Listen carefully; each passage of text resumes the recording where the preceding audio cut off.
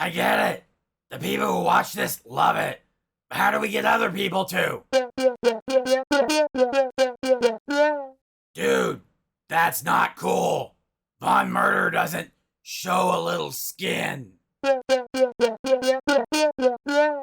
giveaway? What can we possibly give away? We literally haven't made shit. We're in the hole as it is. Oh yeah, people do like that, don't they? Okay, well, we can do that. Anyway, it's showtime! Are you ready?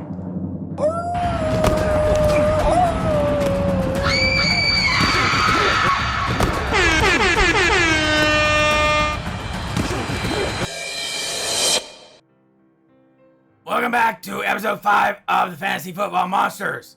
Von Murder here. Jimmy is out on assignment. Am I reading that right? Okay, now that you didn't waste enough of our money in Oxnard, sure, we'll send him back out. Anyway, back in the co-host chair this week again is Mortimer. Good evening. I apologize that I had some personal business I had to attend to last week and was out of pocket.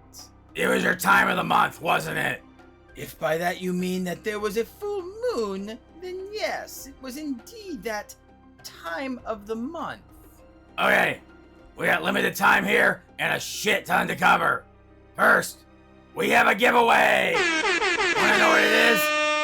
Fucking wait. We'll drop the info somewhere in this video. So yeah, you'll have to actually watch it. Oh, I do like a good surprise. Stay tuned, everyone. Secondly, we covered 2 crap monsters last week. I want to cover some bombs this week. Morty, you come up with one while I cover the Blob. Oh, good, because I definitely was not wanting to cover that one. This card lets you steal an opponent's player. Yep, you heard me right. Now, weeks 1 and 2, you can only play it after you lose, but starting week 3, it's open season, so you can use it after a win or a loss. First of all, quoting the great American poet George Takei, oh my. Secondly, that doesn't feel very sportsmanlike to steal another player. Says who? You? This ain't Candyland, bitch. This is Frankenstein. Why wouldn't you do everything you can to win? Monsters are here to fuck with your opponent, so fuck with them. I do suppose, being a pirate league, there'll be plenty of theft to go around. This just makes one of them a guarantee. Dissolve or be dissolved. There's a reason this card had the second lowest monster ADP at 4.3. Well, that's not within my personal code, but let's cover one which is a little more to my liking, because no one is surprised by it. Michael Myers gets played in October. Now, to be clear, this needs to be a week when all the games are in October, so weeks 5 through 8 this year. During this period, Michael gets stronger as he's winning. Week 1, he removes 10% of his opponent's score. Week 2 is 15%. Week 3 is 17%. And make it to week 4 and it's 20%. If you lose though, Mr. Myers is discarded. My suggestion would be though, to simply not lose. I'd say easier said than done, but 10% is a whole hell of a lot of points. And once you get to first, they're a juggernaut. And where some monsters are going to help you win a week, this card is likely going to help you win 4 weeks. Indeed. It very justifiably earned its low ADP of 10.8. Okay, with that down, we finally got real football! Goodness, yes. The season certainly did start off with a bit of intrigue, with the Lions getting the upset over the Chiefs. I guess, technically an upset, but I've been high on the Lions for a while now. I drafted Gibbs and Frankenstein as well as the Scott Fish Bowl and another league. I'm rocking Goff in SFB too. Plus, I've got some David Montgomery and Sham Laporta shares in other places.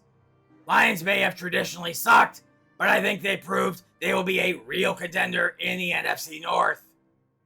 I would be remiss if I didn't mention that it seems New York shall no longer be Mr. Rogers' neighborhood, but rather Mr. Wilson's, thanks to a torn anterior cruciate ligament. Yes, his Achilles is toast. That was the biggest collapse New York has seen in 22 years. But the Jets still won. Too soon, sir. Too soon. But speaking of huge collapses in New York, holy shit, my Cowboys laid the beating of the week down on the Giants. But I found myself cringing a lot watching that Cowboys-Giants game. It was very difficult to watch. I felt bad as Mr. Jones was definitely having a rough go of it. No mercy, bitches! It's just nice that the professional players have once again graced us with their presence.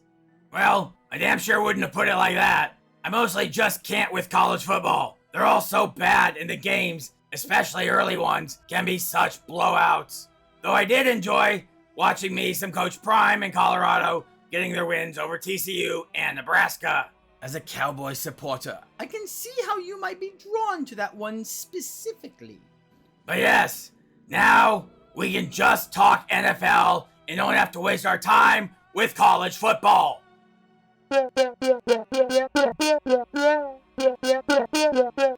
Are you kidding me? It seems we are not done with it. I would like to now bring in our prospects correspondent live from the USC versus Stanford game, Jimmy. He's not a fucking correspondent. So, Jimmy, why have you decided to attend the festivities there? Yeah, so this is a rivalry that's at the 102nd meeting going all the way back to 1905. But the Pac-12's gonna be imploding, so this rivalry's gonna die. And you know me, I love being around when things die. Morbid as fuck, but exactly what I'd expect. Anyway, if we're gonna have you there, we might as well get some use out of you. Caleb Williams is the current Heisman Trophy winner as a damn sophomore. He's USC's quarterback. Let's get a scouting report. What can you tell us? Well, what can I say? He's a pro-level talent. That's completed. He's probably going to be the #1 pick in the NFL Gain of 23 when he yards. finally comes out. He's pro-level, and most of these guys aren't. So yeah, he's out there fucking eating their brains. You know, metaphorically, of course.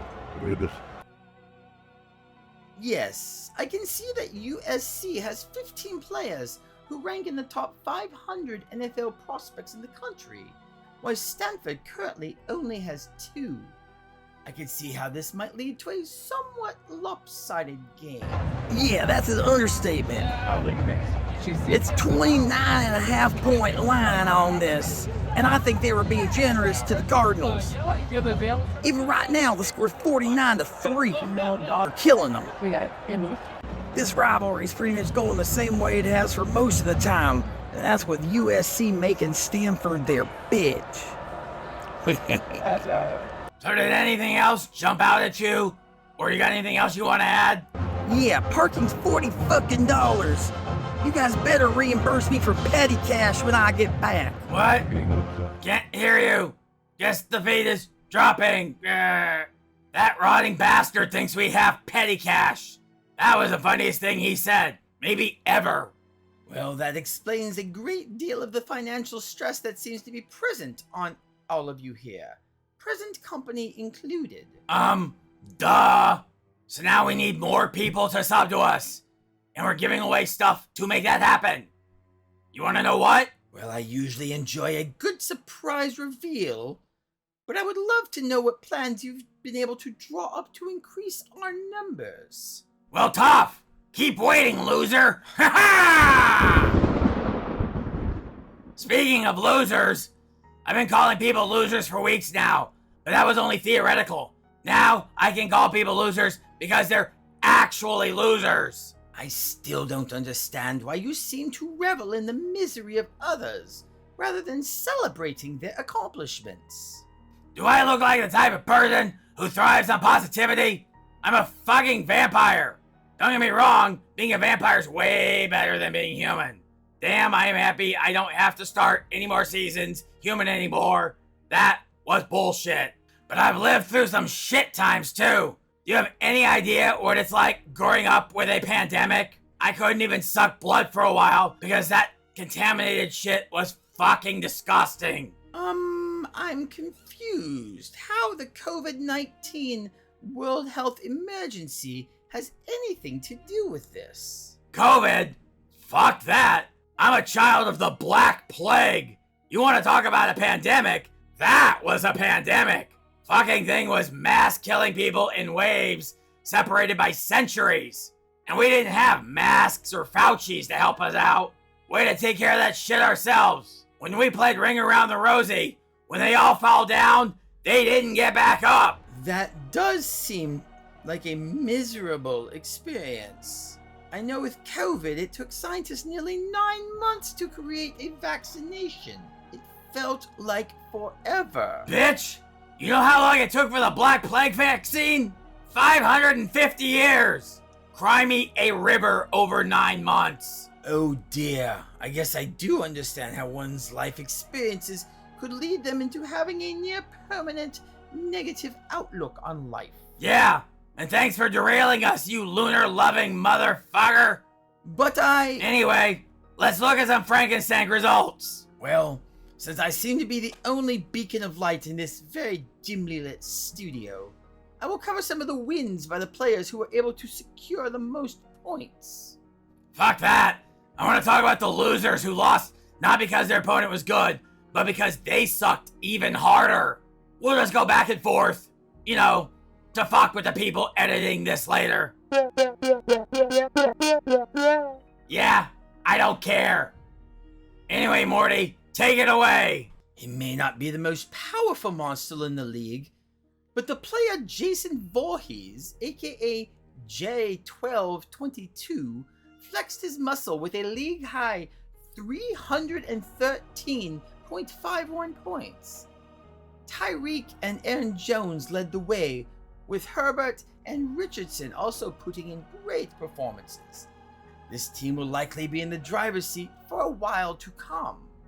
Ignoring the bottom feeders who are trying to tank their way through the first couple of weeks. Red Rum, aka Steve Varner 15, put up a mere 110.29 points at the bottom of the pack amongst those actually trying. They had the worst luck though, having Aaron Rodgers, Drake London, Dallas Goedert, and Sky Moore on their team.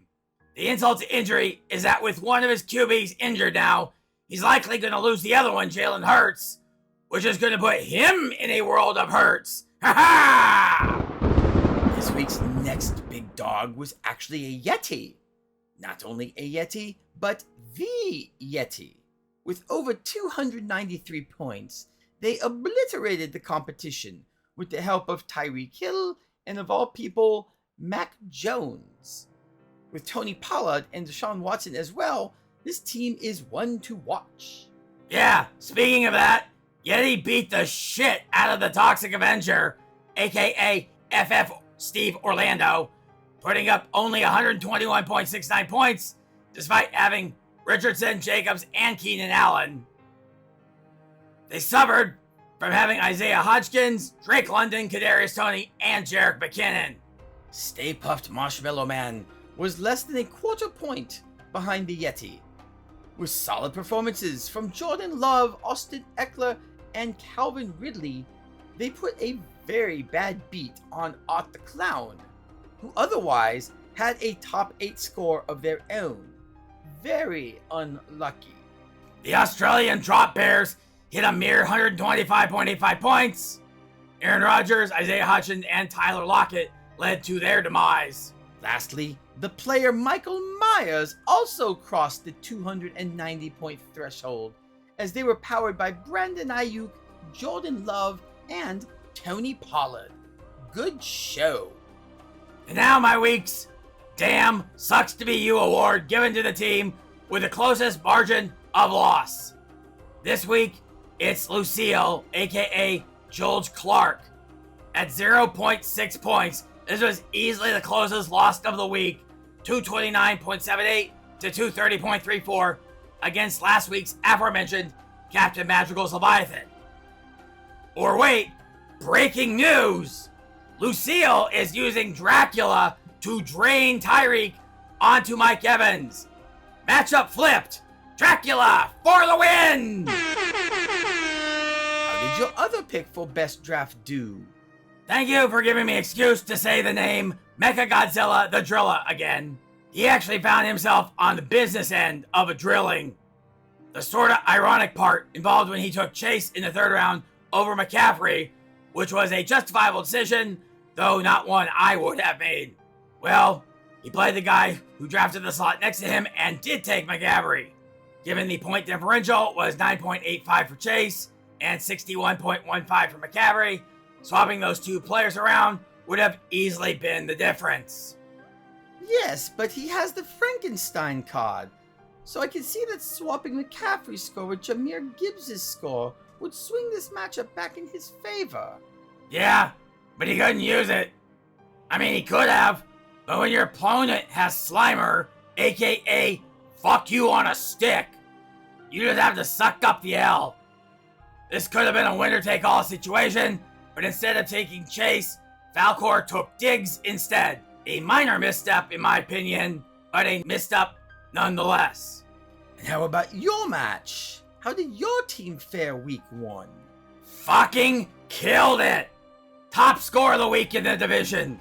Was there any doubt? It was a drubbing by over 100 points. Well done. Well, which player shall you be relieving your opponent of? This was the only hard part of the week, figuring it out. Burrow or Chubb? While I think Burrow may have the bigger upside, it's really hard to pass on a guy who's a consensus top 3 running back. And especially after Rodgers is out in New York, I don't expect Dalvin to have quite the season I would have hoped, so I think we'll go Chubb for Cook. To wrap this up, we should swing this out to our statistics correspondent. Who the fuck is that? He's our resident game player, don't you know? Know what? Fuck! I didn't even know we got this guy! Hell yeah! No one knows game playing like him! Let's kick out those numbers! Now, from the home office in Rancho Cucamonga, California, top 10 things to know about week 1 of the Frankenstein League. Again, top 10 things to know about week 1. Here to present tonight's top 10 list is the game player himself, Jigsaw. Number 10. Out of 80 players eligible to play one-time use monsters, only 3 chose to, all 3 turning losses into wins. 2 of those monsters were Dracula, with 1 being Pennywise. Number 9. Freddy possessed 3 wide receivers, 3 quarterbacks, and 2 running backs. Bryce Young and Kenneth Gainwell were the only players possessed by 2 Freddy owners. Number 8. The average score for the week was 191.26, with a median score of 188.37. Number 7. The 3 highest scoring players who were free agents in every division were Kendrick Bourne, Kieran Williams, and Hunter Henry. But somehow, no one in the Frankenstein division took Tyler Algier, the highest free agent of the week, at 46.7 points. Number 6. Aaron Rodgers will make a league-high $9.375 million per snap this year. I fucking told you all his career in New York would be a bust. Number 5. 7 players decided to throw their first week games. 1 forgot to set any lineup until Monday, and the mayor of Halloween Town is out of a job now after not setting any lineup at all. Number 4. Tyreek, Tua, CMC, and Hunter Henry were all the top scorers at their position. Number 3. At least 3, and in several divisions, 4 of the top scoring tight ends were all on the waiver wire. Number 2. At negative 6.5 points, Denver running back Jaleel McLaughlin led the list of 10 negative scoring players. And the number one thing you need to know about week 1 of the Frankensack League is... Don't worry, if you didn't fuck this week up, you've got 13 more to let everyone down.